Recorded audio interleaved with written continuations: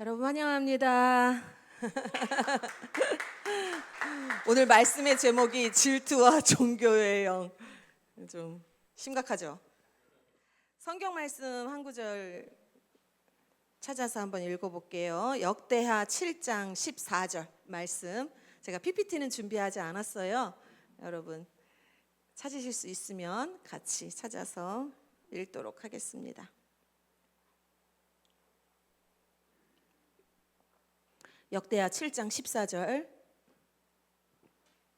읽겠습니다. 시작. 내 이름으로 일컫는 내 백성이 그들의 악한 길에서 떠나 스스로 낮추고 기도하여 내 얼굴을 찾으면 내가 하늘에서 듣고 그들의 죄를 사하고 그들의 땅을 고칠지라. 아멘. 우리가 지금 오순절을 앞두고 있잖아요. 그리고 또 대통령 선거도 있고, 제가 느끼는 것은 우리 교회에 하나님이 사모하는 영을 부어주고 계세요. 하나님을 갈급해하고 우리가 예수님을 만났던 그 첫사랑이 회복되고 성령님께서 신선한 기름 부음을 우리에게 예비하고 있다라는 그런 감동이 있어요. 그래서 우리가 성령님의 신선한 기름 부음을 받기 전에 우리가 마음의 그릇을 준비해야 되겠다라는 생각을 했어요. 우리들의 마음을 깨끗하게 준비해서 하나님이 우리에게 예비하신 그 성령님의 그 신선한 기름 부음을 다 받으셔서 하나님이 기뻐하시는 그런 하나님의 사람들로 쓰임 받기를 축복드립니다. 여러분 하나님께 귀하게 쓰임 받고 싶으시죠? 정말 겸손한 종으로 하나님께 쓰임 받고 싶으시죠? 그래서 그러한 갈망들이 제가 더 하나님 앞에 겸비함으로 나아가기를 원합니다. 성령님 저를 채워주십시오. 제가 새로워지기를 원합니다. 제가 변화되어지기를 원합니다. 그러한 갈망들이 마음속에서부터 그 속사람에서부터 솟구쳐 나오기를 예수님의 이름으로 축복합니다. 제가 3월에 좀 꿈을 꿨어요. 제가 어떤 배가 좀 이렇게 크게 배가 좀 늘어져 있는 큰 배를 가진 양 한 마리를 가지고 병원에 가게 됐어요. 근데 뭐 양이 좀 많이 먹었다 이렇게 제가 생각을 한 거예요. 그래서 위가 좀 부담이 되지 않을까 싶어서 병원에 데리고 갔는데 의사 선생님이 계셨어요. 근데 꿈속에서 느낌이 의사 선생님이 예수님 같았어요. 그래서 이 양한테 좀 배가 많이 큰 것 같다, 늘어진 것 같다. 그랬는데 이제 테이블에 올려놓고 그 양을 보니까 그 뒷모습에서 보니까 그 배가 모양이 이렇게 되다가 한 군데가 이렇게 뿔룩 나와 있는 거예요. 불쑥 튀어져 나와 있는 그런 배 모양을 봤어요. 그랬을 때 제가 이제 의사 선생님이 예수님을 이렇게 쳐다봤는데 예수님이 그러시는 거예요. 제가 생각했던 것보다 예수님이 이거는 조금 심각할 수 있어, 수술할 수도 있어, 그렇게 이야기를 하셨어요. 그러면서 꿈이 깼거든요. 그러다가 이제 이바울 목사님이 꿈 해석을 해주셨어요. 우리 사역자 회의 때 나누었는데 바울 목사님이 우리에게 영적인 다이어트가 필요한 것 같다, 이제 그런 해석을 주셨어요. 근데 그 말씀을 듣는 순간 너무 제 마음에 흡족하고 딱 맞아떨어지는 말씀이다, 꿈 해석이다, 그런 감동이 딱 내 마음에 들었어요. 그러고 좀 시간을 보냈는데 제가 계속 그 꿈과 그 꿈 해석이 제 마음에 남아 있는 거예요. 제가 5월 달에 본격적으로 이제 기도하기를 시작했어요. 그래서 저도 제 마음이 새롭게 되기를 원하는 그런 갈망하는 마음이 있고, 또 하나님이 제게 또 그런 꿈을 주셨기 때문에 기도해야 되겠다라는 그런 생각이 들었어요. 그런데 제게 기도하면서 주셨던 감동은 뭐냐면 이 배가 뿔룩 나온 이 부분, 우리가 영적 다이어트를 해야 되는 부분은 뭐냐면 성령님의 흐름을 가로막는 종교의 영이라는 그런 말씀과 함께 이것이 우리의 어떤 영적인 우월감과 영적인 열등감, 이것과 연관이 있다라는 감동을 주신 거예요. 그래서 제가 그 부분에 대해서 기도하기를 시작했어요. 영적인 우월감이라는 것은 내가 다른 사람보다 영적으로 많은 것을 알고 있다라는 거죠. 경험했다라는, 내가 남들보다 더 많이 영적으로 경험했고 그런 생각이나 느낌을 말하는 거예요.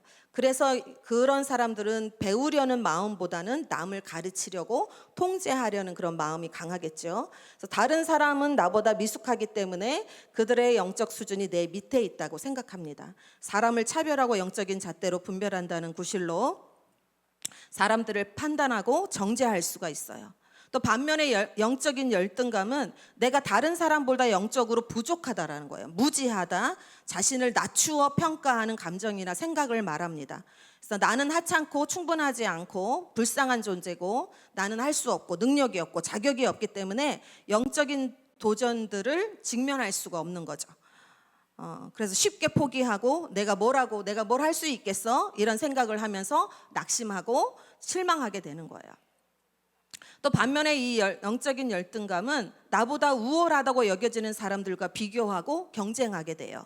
사랑과 인정받으려는 욕구가 강하기 때문에 고군분투하면서 내가 원하는 것을 얻기 위해 애쓰고 수고하는 삶을 살게 됩니다. 하나님에 대한 신뢰가 약하기 때문에 내 의지와 내 힘으로 해내려고 해요. 그러면서 내 기도가 응답되지 않고 내 목표가 이루어지지 않을까 봐 안달나고 조급한 마음이 있습니다. 미래에 대한 불길한 예감, 미래에 대해서 안 좋은 일이 일어날 거야, 좋지 않은 일이 일어날 거야 라는 그런 예감이나 예상이 있다면 하나님을 의심하고 불신앙에 빠질 수가 있어요. 여러분, 우리는 영적으로 성숙하든지 미성숙하든지 십자가의 사랑은 동일한 것을 믿습니다. 우리는 그리스도의 십자가를 통과하여서 사랑의 눈으로 다른 사람을 볼 수 있어야 돼요. 하나님은 차별 없이 우리 한 사람 한 사람을 사랑하시고 예수님은 가늠한 여인에게도 나도 너를 정죄하지 않는다라고 말씀하셨어요. 그래서 우리는 우리 자신이 얼마나 존귀하고 사랑받기에 합당한 자들인지 하나님의 사랑의 그 깊이와 넓이와 높이와 넓이를 경험한 사랑이라는 자기 자아상에 대한 건강한 자아상이 있어야 되는 거예요. 사단이 공격하는 것 중에 가장 강한 것이 있다면 우리의 정체성에게 거짓말을 주는 거예요. 거짓 정체성을 입혀주는 거예요. 그리고 두 번째는 뭐냐면 우리 과거에 어려웠던 경험, 어떤 불행, 우리의 상처. 여러분, 어려운 일들, 상처들 경험하지 않아 본 사람은 없잖아요. 다 있잖아요. 그런 과거의 상처에 얽매이게 하는 것, 그 상처에 얽매여서 하나님이 내게 주시는 하나님의 생각은 재앙이 아니라 평안과 미래와 소망인데 재앙에 머물게 해서 얽매이게 해서 평안과 미래와 희망으로 나아가지 못하게 하는 게 사단의 전략인 거예요. 그래서 우리가 이 시간에 이 5월달을 좀 보내면서 우리가 정말 바라봐야 될 분은 예수님 한 분밖에 없다. 예수 그리스도만 바라보자. 예수님이 그 앞에 있는 기쁨을 위하여 십자가를 참으신 것처럼 우리도 주님을 바라봐야 되는 거예요. 계시록에 보면 예수님의 눈빛이 불 같다고 그랬어요. 불꽃 같다고 그랬어요. 무슨 말씀이에요? 우리를 사랑하는 그 불타는 사랑의 눈으로 우리를 바라보신다는 거예요. 하나님은 우리를 늘 사랑의 눈빛으로 우리를 보고 계신 거예요. 내가 너를 얼마나 사랑하는지, 내가 너를 얼마나 귀하게 여기는지, 내가 바닷가의 모래알처럼 그 수많은 생각들로 너를 향한 생각을 내가 하고 있다. 늘 우리에게 그렇게 말씀하시는 거죠. 그런데 종교의 영은 이 예수님의 그 사랑의 눈빛을 가로막아요. 보지 못하게 만들어요. 종교의 영은 교회 안에 맹목적인 신자들을 종교적인 정신으로 속이는 영이기 때문에 그렇습니다. 교회 공동체를 파괴하고 죽이는 사단의 가장 큰 계략 중에 하나라고 볼 수 있어요. 종교의 영은 슬그머니 들어오기 때문에 나도 모르게 슬며시 들어와요. 그래서 오랜 시간 동안 우리가 감지하지 못하고 나에게 그런 영향력을 줄 수가 있는 거예요. 그래서 그리스도인들이 영향받고 있다는 것을 인지하지 못할 수가 있습니다. 그래서 제가 6가지로 종교의 영의 특징을 좀 여러분에게 좀 나눠드릴게요. 저와 여러분이 우리들의 마음을 살펴보면서 우리들의 마음을 깨끗게 하고 우리 이 시간의 말씀을 통해서 또 하나님이 여러분에게 지혜와 계시의 영을 주셔서 깨달아 알게 하여 주시고 이 모든 이 잡동사니 종교의 영의 그 잔재물들을 좀 싹 치워버리는 이 시간이 되기를 소망합니다.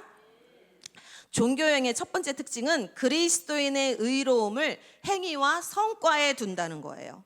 종교행은 종교의 영은 은혜로 받은 의로움을 왜곡시켜서 종교인으로 살게 하는 목적이 있어요. 그래서 고린도후서 5장 21절에 이렇게 말씀합니다. 하나님이 죄를 알지도 못하신 이를 우리를 대신하여 죄로 삼으신 것은 우리로 하여금 그 안에서 하나님의 의가 되게 하려 하심이라. 아멘. 예수님이 십자가에서 우리의 모든 죄와 저주를 제거하셨어요. 예수님의 죽음과 부활하심으로 우리는 죄와 사망의 법에서 해방되었습니다. 그래서 그리스도인의 의로움은 하나님의 은혜로 주신 것이고 우리는 그것을 믿음으로 받았어요. 근데 이 종교의 영은 하나님의 은혜 안에서 관계 맺음이 아니라 행위에 기반을 두게 하는 거예요. 종교의 영은 행위에 기반한 의로움이 사람들의 마음에 스며들게 해서 주님과의 그 친밀한 관계가 아닌 종교적인 생활로 교회를 그저 왔다 갔다 하게 만드는 거죠. 이들은 행위에 기초하고 있기 때문에 종교적 행위를 하지 않으면 정죄를 받아요. 성경을 읽지 않고 기도하지 않았다라는 죄책감을 넘어서서 자기 자신을 정죄하게 만들어요.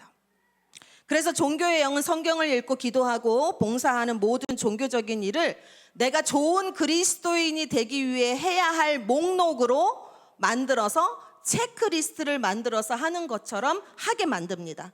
이러한 목록들은 하나님께서 나를 좋게 여기시게 하려고, 또는 스스로 기분 좋게 하려고, 또는 다른 사람들이 나를 좋은 기독교인으로 알게 하도록, 그렇게 보여주도록 하려는 그런 숨은 의도가 있어요. 그래서 하나님과 시간을 보내고 싶어도 하나님의 음성을 듣고 싶어서 진심으로 기도하는 것이 아니라 형식적인 기도 생활을 하게 합니다. 그래서 성경을 읽고 기도하고 금식하고 내가 이런저런 경건의 생활을 하는 것이 내 기분을 좋게 하기 위해서, 그래야 하나님이 나와 함께 하실 것 같은 느낌이 드는 거예요.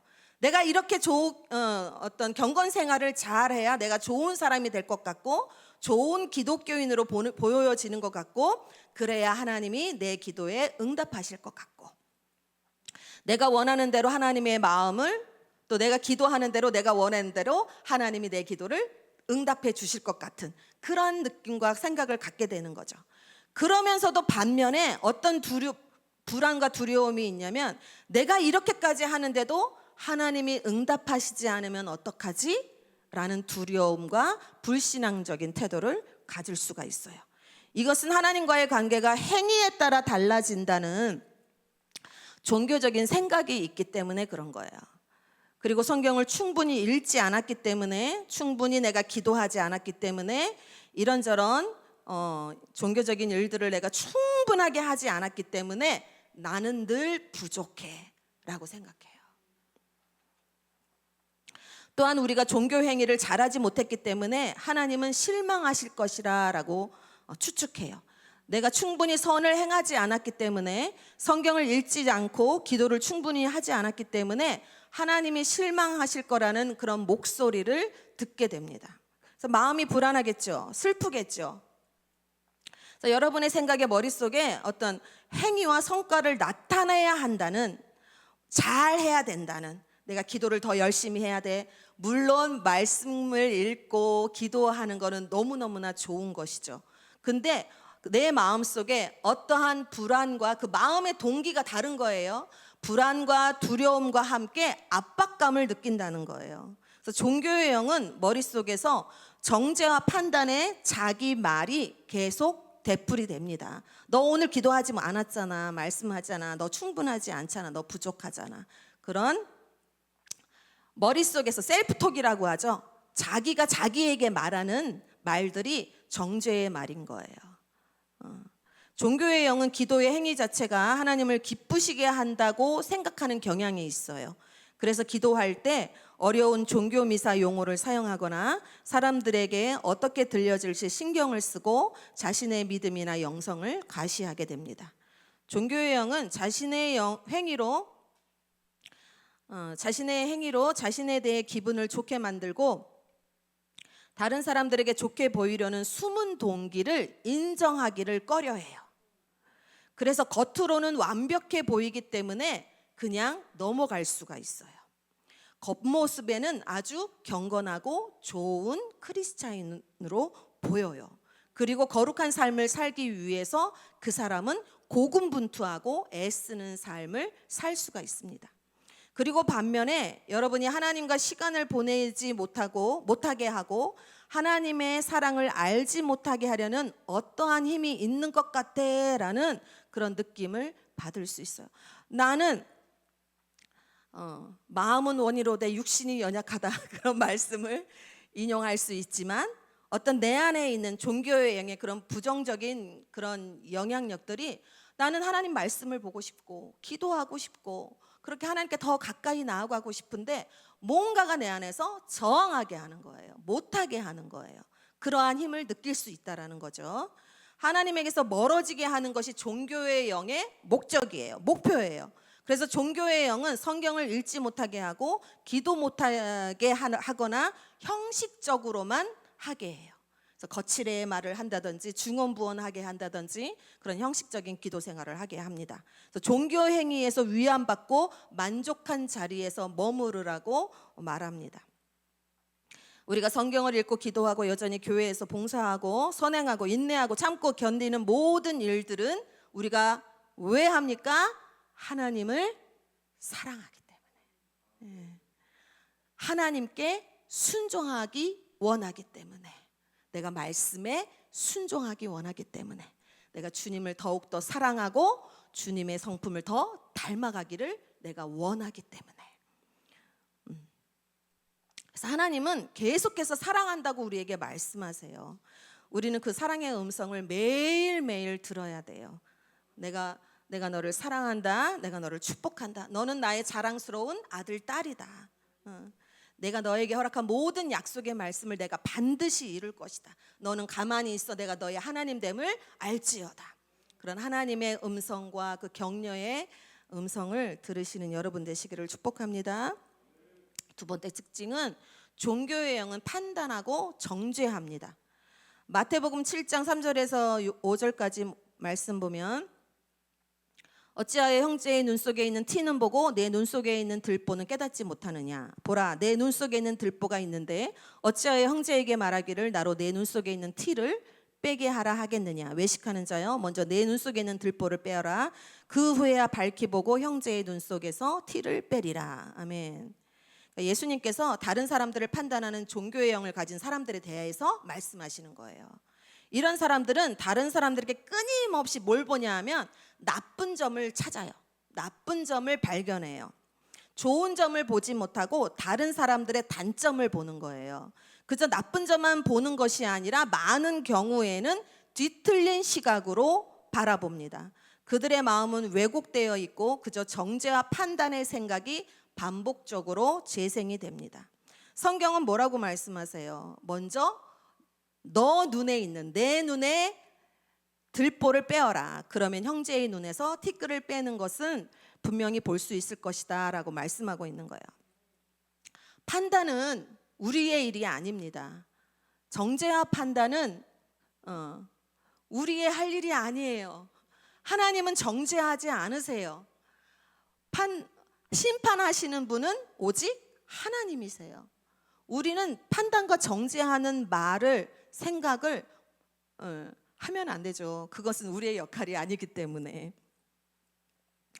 사람들은 다른 사람을 판단하는 것은 이게 왜 판단하게 되냐면 나의 자아상이 부정적인 자아상으로 있기 때문에 나는 충분하지 않다.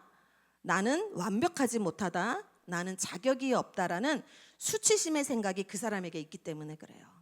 사람들에게 나쁜 점을 찾아내는 판단의 눈을 가지고 있다면 자동적으로 여러분이 판단하는 사람보다 훨씬 더 나쁘게 된다라는 것을 아셔야 돼요. 여러분이 사람을 판단하면 본인에게 문제가 있는 것이고 상대방에는 문제가 없을 수 있어요. 내가 판단하는 눈을 갖고 있는 거예요. 다른 장점, 단점 다 있잖아요. 단점이 없는 사람이 어디 있겠어요? 연약함이 없는 사람이 어디 있어요? 근데 이 종교의 영의 판단하는 눈을 가진 사람은 나쁜 점만 보인다는 거예요.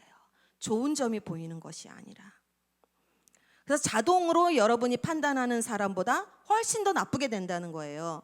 이게 바로 성경의 원리예요. 여러분이 사람들을 판단하면 본인에게는 문제가 있는 것이고 상대방에는 문제가 없을 수가 있어요. 상대방은 완벽하지 않을 수 있지만 순수함과 거룩함에서 나보다는 더 나을 수 있다는 거예요. 그들에게는 티끌이 있고 나에게는 들보가 있는 거예요. 내가 누군가를 판단하고 있다. 그럼 내가 지금 들보가 있구나. 그렇게 생각하셔야 돼요. 다른 사람은 티끌인 거예요. 그들에게 티끌이 없을 수도 있지만 여러분은 그저 판단의 눈을 가지고 있는 것이고 그렇게 보고 있는 것이죠. 예수님이 손 마른 사람, 귀신 들린 사람, 허리 굽은 여인, 질병으로 고통당하는 많은 사람을 치유하셨어요. 근데 바리새인들은 뭘 봤어요? 안식일에 율법을 어긴 것만 봤어요. 치유받는 것을 보지 못하고 율법을 어겼다. 안식일에 해서는 안 될 일을 했다. 그렇게 말했죠. 정죄하는 생각이 들 때 즉시 그것을 거부하고 예수님을 바라봐야 됩니다. 하나님께서 여러분을 사랑의 눈으로 바라보신다는 것을 먼저 생각하셔야 돼요. 내가 지금 누군가를 판단한다. 나에게 들보가 있구나. 성령님 알려주십시오. 조명하여 주십시오. 지혜와 계시의 영으로 저에게 알려주십시오. 이러한 겸손한 기도가 필요합니다. 진리로 마음을 새롭게 하고 끊임없이 하나님을 바라보고 사단의 정죄를 거부해야 돼요. 정죄와 판단은 사단이 하는 것이죠. 하나님은 내가 순종하기 어렵게 만드시는 분이 아닙니다. 하나님은 결코 우리를 정죄하지 않으십니다. 세 번째 종교의 영의 특징은 뭐냐면 종교의 영은 교만하다는 거예요. 누가복음 18장 9절에서 13절 이렇게 말씀합니다. 또 자기를 의롭다고 믿고 다른 사람을 멸시하는 자들에게 이 비유로 말씀하시되, 여러분 이 말씀 아시잖아요. 그죠? 바리새인과 세리의 기도. 바리새인은 뭐라고 기도해요? 하나님이여, 나는 다른 사람들 곧 토색, 불의, 간음을 하는 자들과 같지 아니하고 이 세리와도 같지 아니함을 감사하나이다. 나는 일에 2번씩 금식하고 또 소득의 11조를 드리나이다. 근데 세리는 멀리 서서 감히 눈을 들어 하늘을 쳐다보지도 못하고 다만 가슴을 치면서 하나님이여 불쌍히 여기소서, 나는 죄인이로소이다. 예수님이 이 말씀을 하신 것은 자기의 의로움을 확신하고 다른 사람을 멸시하는 사람들을 비유로 말씀하신 거예요. 바리새인은 서서 기도하고 세리를 공격하면서 자신의 의로움을 뽐내는 기도를 했어요. 나는 강도와도 같지 않고 악한 행실을 사람과도 같지 않고 간음한 자와도 같지 않고 나는 세리와도 같지 않고 나는 금식도 하고 이것저것 하고 11조도 하고 봉사도 하고 헌금도 하고 내가 교회에서 할 거 다 합니다. 자기가 행한 것, 종교적인 행위에 따라서 자기 자신을 의롭다고 판단한 거예요. 하지만 세리는 멀리 서서 하나님을 올려다보지도 못하고 가슴을 치면서 나는 죄인입니다. 불쌍히 여기소서. 그래서 예수님이 뭐라고 말씀하시냐면 저 바리새인, 내가 너희에게 이르노니 이에 저 바리새인이 아니고 이 사람이 의롭다 하심을 받고 그의 집으로 내려갔느니라. 무릇 자기를 높이는 자는 낮아지고 자기를 낮추는 자는 높아지리라. 이렇게 말씀하셨어요. 하나님은 바리새인이 교만했기 때문에 의롭지 않다라고 말씀하셨어요. 내가 너무 옳다, 내 말이 맞아, 내 생각이 맞아, 다른 사람은 틀렸어, 내가 맞아, 이런 자기 의에 빠지면 교만한 함정에 완전히 매몰될 수밖에 없는 거예요. 하나님은 죄를 지었지만 겸손히 자신을 낮추고 회개하며 나오는 사람을 의롭다고 말씀하시는 거예요. 그래서 은혜죠. 이게 은혜죠. 하나님은 상하고 통회하는 그 마음의 제사를 기뻐 받으세요. 아멘. 네 번째는 종교의 영은 성령님의 움직임을 방해해요. 마태복음 23장 말씀에 보면은 예수님이 뭐라고 말씀하시면 종교 지도자들에게 독사의 새끼들아 이렇게 말씀하세요.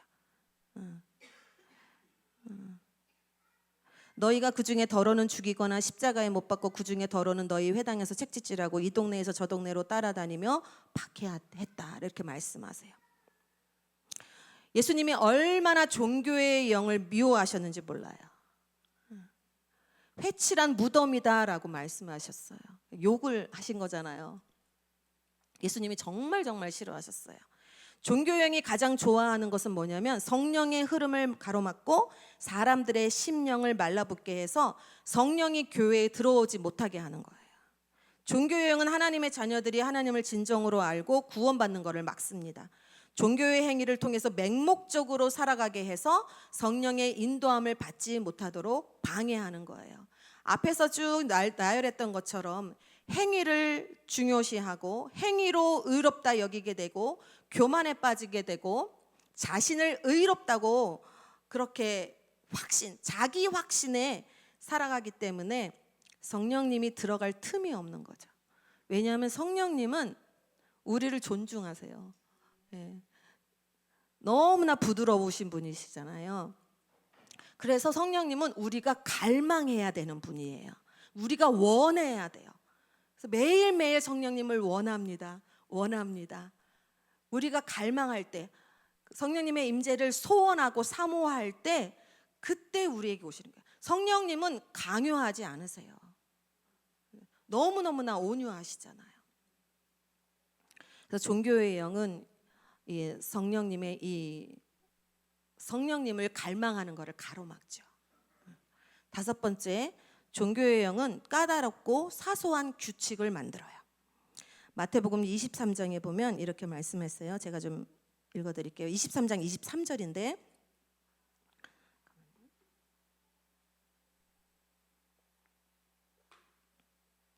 화 있을진저 외식하는 서기관들과 바리새인들이여 너희가 박하와 회향과 근체의 11조는 들이되 율법에 더 중한 바 정의와 긍휼과 믿음은 버렸도다. 그러나 이것도 행하고 저것도 버리지 말아야 할지니라. 맹인된 인도자여 하루살이는 걸러내고 낙타는 삼키는도다.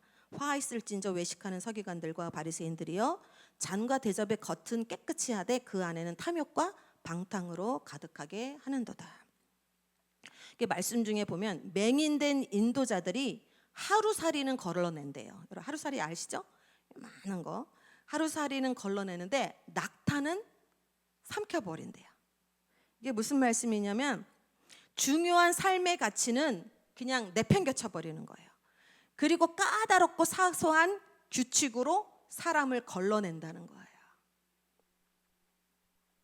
하나님의 사랑 안에서 다른 사람들에게 자비를 보내는 거, 사랑하는 거, 정직하게 사는 것, 이런 삶은 무시하고 올바른 기독교인으로 보이기 위한 규칙들을 만들어서 사람들을 괴롭히는 거예요. 이기적인 야망이나 이기적인 마음의 동기를 버리는 것, 질투 없이 사랑하는 것, 정직하게 사는 것을 무시하고 그런 거는 버려버리고 자기가 만든 종교적인 엄격한 기준으로 사람들을 정죄하고 판단한다는 거죠. 가장 중요한 성경에 너는 마음을 다하고 힘을 다하고 뜻을 다하여 내 하나님을 사랑하라. 내 이웃을 내 몸처럼 사랑하라. 그 말씀은 어기면서 이거 틀렸잖아, 저거 틀렸잖아, 이거 못했잖아. 그렇게 규칙으로 사람들을 정죄하고 판단해요. 제가 얼마 전에 하나님이 이 부분에 대해서 저를 제 마음을 좀 체크하신 적이 있었어요. 제가 솔직히 말씀을 드리면 제가 사역자들에 대하여서 제가 엄격한 기준을 가지고 있다고 하나님이 말씀해 주셨어요. 그러면서 제가 뭐라고 말씀하냐면 하나님이 너가 사역자들에 대해서 좀 엄격한 기준이 있어. 근데 그게 종교의 영이란다. 하나님 이렇게 말씀하셨어요. 그래서 제가 그 부분에 대해서 하나님한테 회개하고 처리하는 시간을 가졌어요. 저에게 너무너무 큰 은혜였죠. 너무 감사했어요. 근데 제 삶에 놀라운 변화가 일어나기 시작하는 거예요. 제가 말씀 보고 기도하는 게 너무 좋은 거예요. 저는 기도하는 거를 좋아하는 사람이에요. 이전에도 말씀과 기도 생활이 저는 그거를 되게 이렇게 했었어요. 계속 했었어요. 그런데 제가 달라졌어요. 제 마음에서 달라졌어요.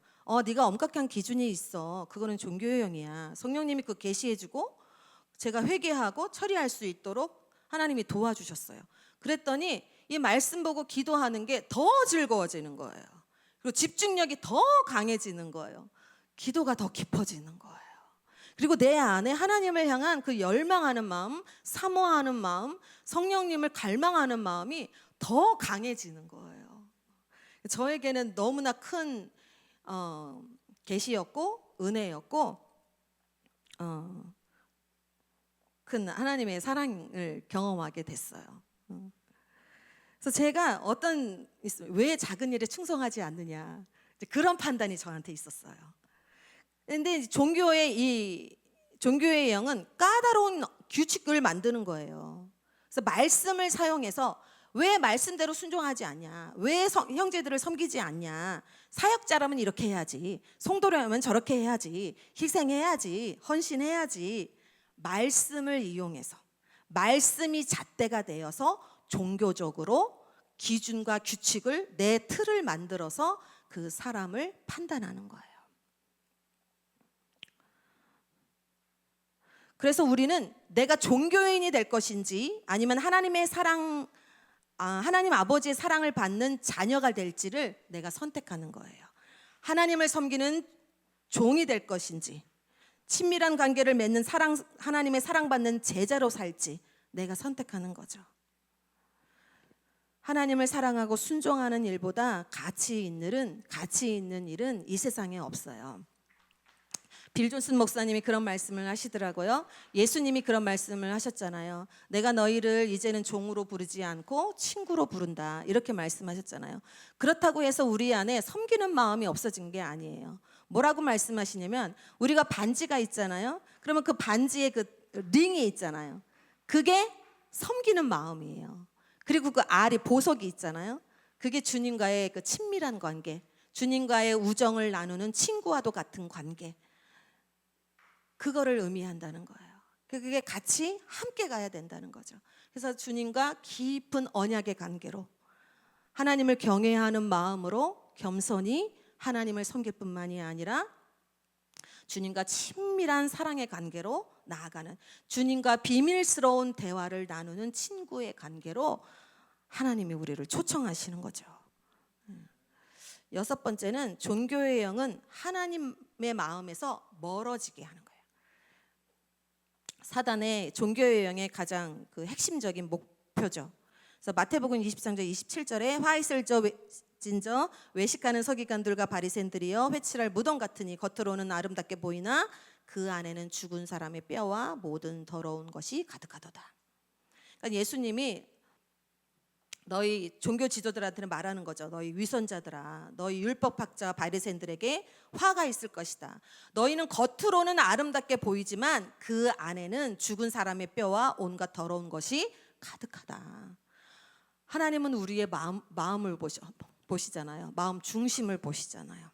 우리 사람은 못 봐요. 하나님은 보세요. 우리는 겉모습을, 외모를 봐요. 근데 하나님은 우리의 마음 중심을 보세요. 겉으로는 사람에게 의롭게 보이지만 그 안에는 위선과 악이 가득하다. 그러니까 종교인은 나만의 방식대로 신앙생활을 해야 한다는 그런 생각이 있기 때문에 성령님이 무슨 말씀을 하는지 듣지를 못하죠. 그래서 그들의 마음은 하나님에게서 멀어졌지만 겉으로는 하나님을 진정으로 사랑하는 완벽한 그리스도인처럼 보여요. 그래서 그 사람의 마음은 하나님에게서 멀어졌기 때문에 그리스도를 닮아가려는 거룩한 성화의 삶을 사는 법을 찾지 못해요. 그래서 그 사람은 자신들로부터 숨게 되고, 그 사람의 마음에 악과 위선이 거짓이 가득하다, 그렇게 말씀하셨잖아요. 스스로 숨는 거예요. 하나님으로부터 숨고 다른 사람으로부터 숨고, 위선 아래 숨고 자신을 속이고 다른 사람을 속입니다. 종교의 영에 귀를 기울이면 하나님의 사랑에 대한 계시가 없기 때문에 그 마음의 만족과 평안을 얻지 못합니다. 하나님에게서 멀어졌기 때문에 하나님의 공급에서도 멀어지게 돼요. 그리고 하나님이 그 사람을 부끄럽게 여긴다, 실망하신다라는 거짓말을 듣고 하나님에게서 점점 더 멀어지게 되는 거죠. 그 사람은 그 마음의 공허함을 느끼게 되고 다른 만족을 채울 수 있는 것을 찾게 돼요. 그래서 결국 주님을 부인하거나 종교인으로 살게 되거나 세상의 중독적인 삶에 빠지거나 그러한 삶으로 나아갈 수가 있습니다. 그러나 우리가 예수님께 집중하고 있고 우리 마음의 눈이 예수님께 고정되어 있으면 기쁨과 만족으로 충만한 삶을 우리는 살아갈 수 있습니다. 하나님과 함께하는 삶에 너무 우리가 집중하고 있기 때문에 그래요. 예수님의 눈과 마음에 집중된 사람은 다른 사람에 대한 질투가 없어요. 비교가 없어요. 경쟁이 없어요. 오직 주님만을 주목하고 있기 때문에, 그리스도만을 바라보고 있기 때문에 다른 것은 보이지가 않습니다. 그래서 다른 사람의 직업도, 그 사람의 위치도, 그 사람의 능력도, 그 사람의 어떠함도, 그 사람의 기름 부음도 부러워할 만한 것이 없어요. 우리의 마음이 하나님께 가까우면 다른 사람의 어떠함도 부러워하지 않고 질투하지 않는다는 거예요. 그러나 우리가 하나님으로부터 멀어지면, 이 종교의 영이 슬그머니 들어와서 우리가 하나님으로부터 멀어지기 시작하면 우리 안에 다른 사람을 비교하게 되고 경쟁하게 되는 그런 질투의 영에 영향을 받을 수 있다는 것이죠. 예수님 시대의 종교 지도자들이, 바리새인들이 예수님을 시기하고 질투했어요. 질투는 바리새인들이 예수님을 죽인 것처럼 기독교인들이 다른 기독교인들을 죽이게 만들어요. 그래서 하나님에게 멀어지게 만드는 종교의 영이 숨기고 있는 가장 비밀스러운 죄는 뭐냐면 질투라는 거죠. 숨겨진 죄라고 할 수가 있습니다. 신명기 5장에 보면 하나님이 자신을 뭐라고 말씀하시냐면, 나 내 하나님 여호와는 질투하는 하나님이다, 이렇게 말씀하세요. 하나님이 이스라엘 백성에게 우상 숭배하지 말라라고 명령하시면서 자신을 질투하는 하나님이다라고 말씀하셨어요. 네가 다른 신에게 절하고 그것을 섬기면 내가 질투할 거야. 이 질투는 자기 백성을 향하신 하나님의 사랑과 열심을 의미하는 거예요. 야고보서 4장 5절에는 하나님이 우리 속에 거하게 하신 성령이 시기하기까지 사모하신다라고 말씀하고 있어요. 그러니까 사랑하는 대상에 집중되는 불타는 열정, 주의 집을 위하는 뜨거운 열정을 나타내고 있어요. 그러니까 사랑하는 사람을 두고 다른 경쟁자를 용납할 수 없는, 우리를 향하신 불타는 사랑의 마음을 가지신 하나님의 마음을 묘사한 거예요. 그러나 이 열심을 잘못 두게 될 때 이 하나님의 열심이 반대되는 것이 된다는 거죠. 갈라디아서 5장에 보면 육체의 일은 분명하니 곧 음행과 더러운 것과 호색과 우상숭배와 주술과 원수 맺는 것과 분쟁과 시기와 분냄과 당짓는 것과 분열함과 이단과 투기와 술 취함과 방탕함과 또 그와 같은 것들이라.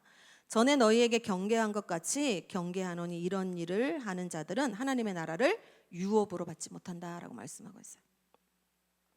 이 시기와 질투가 육체의 일이라고 말씀하고 있고 하나님의 유업을 받을 수가 없어요. 시기라는 말, 이 원어의 뜻이 젤로스인데 헬라어로 인류 사회를 해치는 열정, 경쟁적인 시기와 질투, 타인의 소유하고 있는 것을 소유하고자 하는 욕망이라는 의미를 갖고 있어요. 그리고 여기 투기라는 말은 푸도노스인데 자기가 원하는 것을 타인에게서 빼앗는 것과 관련되어서 쓰였어요. 갈라디아서 5장의 이 말씀은 질투와 시기는 관계와 공동체를 파괴하는 육체의 일이라는 거예요. 디모데전서 6장 4절에 뭐라고 말씀하냐면, 시기는 변론과 언쟁을 좋아하는 종교인들에게 나타난다라고 말씀하고 있어요. 그래서 종교와 질투가 쌍이 돼서 같이 가는 거예요. 그래서 시기 질투는 사단이 가장 좋아하는 무기로 사람들의 삶을, 그리스도인의 삶을 파괴하는 데 사용됩니다. 질투심은 영적인 시야를 가리기 때문에 하나님이 어떤 분인지 모르거나 하나님에 대한 오해를 갖게 만들어요. 자신에 대해서도 부정적인 자아상을 갖게 합니다. 그래서 결국 뭐냐면 다른 사람이 나를 어떻게 보는지에 예민할 수밖에 없는 거예요. 누가 나를 어떻게 생각하는지, 지도자가 나를 어떻게 생각하는지, 우리 다른 사람이 나를 어떻게 생각하는지, 거기에 집중하게 되는 거죠. 질투는 사람을 두려워하는 불안한 마음에서 시작돼요. 사람을 두려워하는 마음에서 시작돼요. 마음이 불안하면 우리와 함께하는 임마누엘 하나님의 도움을 받지 못합니다. 자신의 욕망에 집착하게 되고 두려움이 그 사람의 마음을 통제하기 때문에 그래요. 사람이 질투의 마음의 문을 열어주게 되면 사단이 하나님과 사람의 보는 눈을 가리게 되고 생각을 속이고 그 사람의 삶을 장악하게 됩니다. 그래서 질투는 마음의 독이라고 할 수가 있어요. 그래서 그 사람의 마음과 육체를 파괴하게 만듭니다. 우리가 다른 사람의 축복이나 재능이나 은사, 하나님의 축복을 보고 그들을 부러워할 수 있어요. 그죠? 근데 그러면 사단이 거짓말로 삐뚤어진, 우리가 종교의 영에 영향을 받고 있다면 삐뚤어진 생각으로 왜곡된 생각을 넣어줄 수 있다는 거죠. 우리가 그것을 마음에 물고 그거를 받아들이게 되면 질투심이 있는 사람들은 하나님이 축복으로 주신 사람들을 저주로 보기 시작해요. 저 사람 때문에 내가 너무 화가 난다. 저 사람 때문에 내가 고통스럽다. 저 사람이 축복받아서 내 삶이 나쁘게 보인다. 저 사람이 잘 되니 내가 위축된다. 내 것을 빼앗긴 느낌이다. 다른 사람이 누리는 축복과 기름 부음과 은사와 탁월함이 마치 내가 빼앗긴 것처럼 느껴진다는 거예요. 그게 감사하고 영광 돌리고 아름다운 일로 보이는 것이 아니라, 눈이 왜곡됐다고 그랬죠. 다른 사람을 더 많이 사랑하고 은혜를 주시는 하나님이 원망스럽고 화가 나요. 질투심이 있는 사람들은 질투의 눈으로 보기 때문에 마귀가 주는 거짓말을 받아들이게 됩니다. 그래서 저 사람이 뭔가 이상하다, 이상하게 보기 시작합니다. 틀렸다, 잘못됐다, 믿는 자가 왜 그러냐, 사역자가 왜 저러냐, 이렇게 뭔가가 잘못됐다, 이단이다 이렇게 보기 시작하는 거예요. 그래서 마귀가 주는 판단과 정죄의 생각을 받아들이게 되는 거죠. 그래서 사도 바울은 자신을 뭐라고 말씀하냐면 빌립보서 3장 6절에 열심으로는 교회를 핍박하고 율법의 의로는 흠이 없는 자다라고 말씀했어요. 그러니까 열심으로 교회를 핍박했고 율법으로는 흠이 없는 자였어요. 자신이 주님을 만나기 전에는 교회를 박해하는 일에 열심이었어요. 예수님을 박해하는 자였죠. 이 사도 바울이 그 전에 사울이었을 때 박해자가 된 이유는 하나님에게 대한 종교적인 열심이 있었기 때문에 그래요. 그래서 예수님을 저주로 보았기 때문에 핍박한 거죠. 사울은 종교의 영으로 눈이 가려져 있었어요. 그래서 마귀는 종교와 질투의 영으로 역사해서 사도 바울이 되지 않도록 막고 있었던 거죠. 근데 하나님의 열심은 어떻게 하셨어요? 사울을 만나 주셨죠. 그리고 그 눈이 가려졌어요. 종교의 영으로, 질투의 영으로, 그 종교의 그 열심으로 예수를 박해했던 그 종교의 영으로 가려졌던 눈이 아나니의 기도로 벗겨지게 될 때 이제 핍박자에서 예수님을 증거하는 그런 하나님의 사람으로, 하나님의 종으로, 이방인의 종으로, 이방인들에게 복음을 전하는 사도로 변화가 되었습니다. 그의 부르심을 성취하게 된 거예요. 인류 최초에 일어난 살인 사건은 형제를 질투한 마음에서 시작됐어요. 창세기 4장에 가인이, 하나님이 그의 재물을 받지 않으시자 가인이 몹시 분하여 안색이 변했어요. 하나님은 네가 왜 화가 났고 질투심이 가득하냐, 왜 낙담한 표정을 하고 있느냐라고 물으셨고, 내가 선을 선택한다면 은혜와 축복을 받을 것이나 내가 선을 행하는 것을 거부하면 죄가 문 앞에 웅크리고 너를 통제할 것이다. 너는 죄를 정복하고 다스리는 자가 되라고 말씀하셨어요. 근데 이 가인은 하나님의 말씀에 따르지 않았죠. 순종하지 않았죠. 질투를 선택했어요. 그 질투의 그 불이 그 증오와 그 분노의 불로 더 활활 타올라서 동생 아벨을 죽이게 돼요. 살인하게 됩니다. 사무엘상 18장에 보면 사울과 다윗의 이야기가 나옵니다. 다윗은 지혜롭고 용맹해서 사울이 보내는 전쟁터마다 승리하고 돌아왔어요. 그때는 이스라엘 백성들이 다 다윗을 칭송하는 거예요. 사울이 죽인 자는 천천히고 다윗이 죽인 자는 만만이다. 그렇게 다윗을 높이는 노랫소리를 듣고 사울이 질투심으로 심하게 화를 내게 되죠. 이 노랫소리를 듣고 그날 후로 사울이 다윗을 주목하였더라라고 말씀하고 있어요. 그래서 다윗을 바라보는 눈이 그를 주목하면서 이제 눈이 삐뚤어지게 되는 거죠. 질투심이 일어나니까 다윗 뭔가가 이상해. 다윗이 내 왕자를 빼앗을 것 같아. 내가 가지고 있는 것을 빼앗을 것 같아. 내 나라를 빼앗길 것 같아. 그러한 불안과 두려움에 빠지게 됐어요. 마귀의 관점으로 사울의 생각이 삐뚤어지기 시작했어요. 사울은 마귀가 속삭이는 질투와 거짓말을 받아들이고 정신이 혼미해져서 나중에는 미쳤죠. 그래서 이 미치광이의 영이 사울을 통해서 다윗을 죽이려는 임무가 시작된 거예요.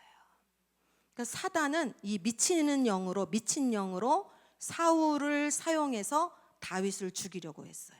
그래서 사울이 13년 동안 다윗을 쫓아다녔어요. 다윗이 얼마나 인간적으로 복수하고 싶었겠습니까? 얼마나 그 마음이 힘들었겠어요. 사울 왕을 죽일 수도 있었어요. 근데 다윗이 뭐라고 기도합니까? 시편 51편 10절에 하나님이여 내 속에 정한 마음을 창조하시고 내 안에 정직한 영을 새롭게 하소서. 이렇게 기도해요. 내 안에 새롭고 깨끗한 마음을 창조하시고 순수한 생각과 거룩한 욕망으로 채워주시옵소서. 이렇게 기도하는 거죠. 제 안에 깨끗한 마음을 창조해 주십시오. 그 복수심과 그 분노와 억울함과 그 슬픔과 외로움과 그 절망과 그 마음 속에서의 그 많은 그 싸움과 그 투쟁 가운데 다윗이 가장 원했던 거는 하나님 내 마음을 깨끗게 해주십시오. 그렇게 하나님만을 바라본 거예요. 그 다윗이 목동 시절에 어린 시절 하나님과 단둘이 시간을 보냈던 그 하나님을 경외하는 영으로 그 시간을 보낸 거잖아요. 그 다윗의 영성이 가장 힘들고 어려웠을 때에도 다윗은 그렇게 하나님을 바라보고 의뢰했어요. 이렇게 기도하는 것이 우리가 하나님 말씀에 순종하는 거죠. 우리가 만약에 질투심으로 마음이 괴롭다면 우리는 하나님을 경외하는 영을 구해야 돼요. 다윗처럼 기도해야 돼요. 그리고 우리 안에 다시 한번 주님을 향한 첫사랑을 회복시켜 주십시오. 이렇게 기도해야 됩니다. 마태복음 27장에 보면 빌라도는 종교 지도자들이 예수님을 시기해서 자기에 넘겨준 사실을 알고 있었어요. 그렇게 기록하고 있어요. 그래서 예수님이 태어나면서부터 장님되었던 사람을 치유하는 이 사건이 바리새인의 질투심에 불 붙이는 사건이 돼요. 그래서 질투하는 눈은 현실을 직시하지 못하게 만들고 진리를 제대로 볼 수가 없게 만듭니다. 그래서 바리새인들의 질투가 예수님은 신성모독했다. 그러한 제목으로 십자가에 죽이게 되는 거죠. 예수님이 뭐라고 말씀했냐면 형제에게 화를 내고 분을 품고 미련한 놈이라고 욕하는 자는 심판을 받게 될 것이다 라고 말씀했어요. 형제를 미워하는 것이 살인하는 것과 같다라고 말씀했어요. 요한일서 3장 15절 말씀에 다른 사람과 비교하고 경쟁하는 이 시기와 질투의 생각을 내가 허락하게 되면 질투심에 빠지고 질투의 영에 마비되어서 증오와 살인으로 이어질 수 있다. 그러니까 예수님은 마음으로 미워하면 이미 살인한 것이다 라고 말씀한 거예요. 같은 맥락이죠. 여자를 보고 음욕을 품으면 간음한 것이다. 같은 맥락인 거예요. 우리가 만약에 내가 행위에 집착하고 다윗처럼 하나님 내 마음에 정직한 영을 회복시켜 주십시오. 창조해 주십시오. 제가 하나님을 더욱더 알아가기를 원합니다. 성령님의 지혜와 계시의 영으로 조명하여 주셔서 하나님을 더 알아갈 수 있도록 제 마음의 눈이 종교의 영으로 질투의 영으로 가리워졌다면 성령님 알려주십시오. 우리가 이렇게 기도해 나아가야 되죠. 근데 만약 우리가 성과나 성공에 집착하고 사람들이 나를 어떻게 보는지에 집착하고 사람들이 가진 것, 그 사람들이 누리고 있는 것, 그 사람들의 어떤 성공, 그 사람의 어떤 탁월함, 그 사람의 능력, 그 사람의 인기, 그 사람의 외모, 그 사람의 자랑거리, 거기에 내가 집착하게 된다면 그 생각을 멈춰야 돼요. 그리고 예수님을 바라보는 선택을 하셔야 됩니다. 그래서 예수님의 본을 따라서 우리는 섬기는 종이 되고 주님과 친밀한 관계를 원한다고 기도해야 돼요. 그 진실한 기도에 성령님께서 일하기 시작하십니다.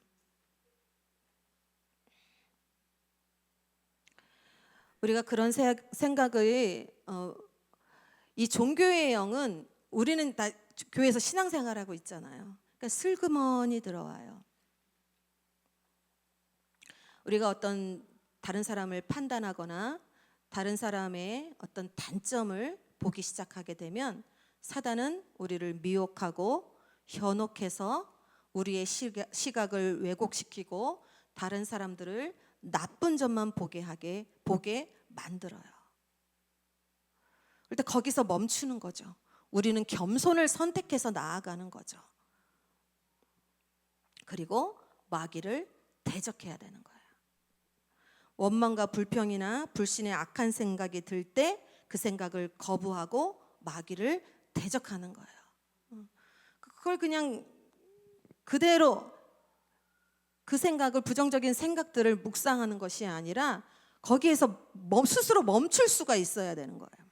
성령님의 도우심을 받으셔야죠.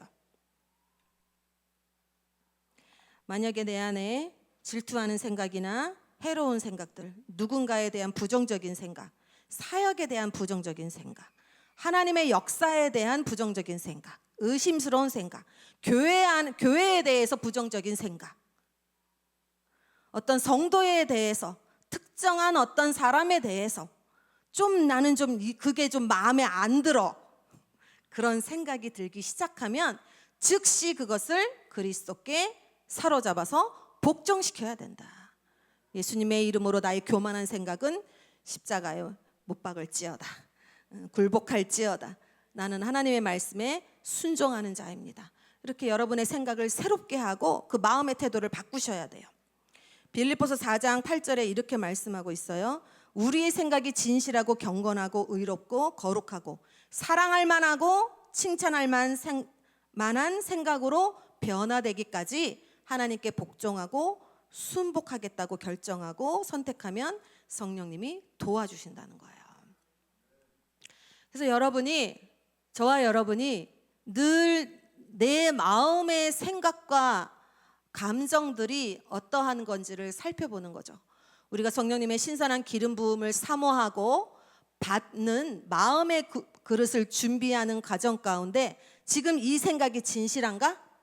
내가 지금 머릿속에서 계속 나에게 되풀이되는 이 생각은 경건한 생각인가? 의로운 생각인가? 거룩한 생각인가? 사랑할 만한 생각인가? 칭찬받을 만한 생각인가? 하나님 앞에서 성령님의 도우심으로 살펴보는 거예요. 그렇지 않다면 성령님 도와주십시오. 우리 안에서 착한 일을 시작하신 하나님께서 도와주시는 거예요. 다른 사람을 향한 질투나 나쁜 생각이 전혀 떠오르지 않고 예수님과 같은 마음이 되기까지 우리가 나아갈 수가 있어요. 이것이 하나님께서 우리에게 원하시는 것이고 우리 모두에게 가능한 일입니다. 우리는 영적 전쟁에 능한 자이고 이 세상을 정복하고 다스리는 자로 부름을 받았어요. 우리가 제가 앞서서 영적인 우월감과 영적인 열등감에 대해서 말씀을 드렸잖아요. 영적인 우월감에 빠지게 되면 자기 의가 높아질 수밖에 없겠죠. 내가 맞다, 내가 옳다, 다른 사람의 의견을 수용할 수가 없어요. 나는 맞고 너는 틀렸어. 이게 교만이잖아요. 자기 의가 교만이잖아요. 종교의 영은 교만이라고 그랬어요. 반면에 영적인 열등감에 빠지면 수치심, 자기 자신에 대해 충분하지 않다. 나는 충분하지 않아. 나는 자격이 없어. 내 같은 게 뭐. 자기 자신에 대해서 부정적으로 판단하는 거예요. 종교의 영은 이런 수치심의 근거에 대한 그런 말들로 시작된다고 그랬잖아요. 그래서 나는 합당하지 않고, 나는 이 일에 결코 성공할 수가 없고, 내 과거는 너무 나쁘고, 나는 아름답지 않고, 나는 실패자고, 나는 이것을 잃게 될 것이고, 나는 수치스러운 존재고, 나는 잘 되는 일이 없다. 스스로에게 그렇게 말할 수가 있어요. 나는 좋은 사람을 만날 수 없고, 사람들은 나를 힘들게 할 거다. 세상에 믿을 만한 사람은 없다. 영적 리더들도 마찬가지다. 하나님은 악에 침묵하는 분인 것 같다. 내가 경쟁하고 빼앗지 않으면 낙오자가 될 것 같다. 이게 바로 영적 열등감들이 주는 생각들이에요.